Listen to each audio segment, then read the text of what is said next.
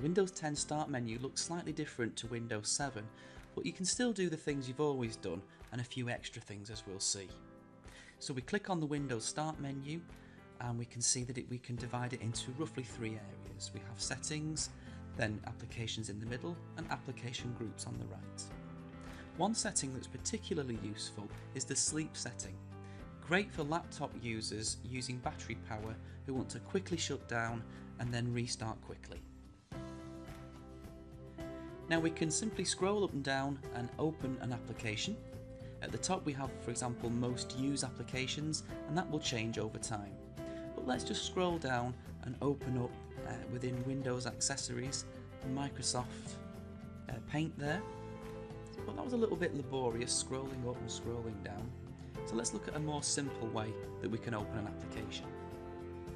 If we move over to an application group, I can click on the icon there and open, for example, Microsoft Word. You can see that the applications have lines underneath if they're currently running, and then anything that's pinned, for example, you can see in orange, Outlook has been pinned to the start menu, the taskbar rather. Now wouldn't it be helpful to pin an application to the start menu? So if I right click on Microsoft Excel, pin to start, there it is, ready to use next time. I can also, using the More function on the right click, pin to taskbar, and there's Excel ready for next time. Another quick and easy way that we can open a program is just to type. So CAL gets me calculator, and I can open that up quickly. And now another way that we can start a program is using the A to Z feature. Now if I click on that A, I can then jump to M for Microsoft, for example, and find PowerPoint, and that saved me a little bit of scrolling there. I'll just minimize that.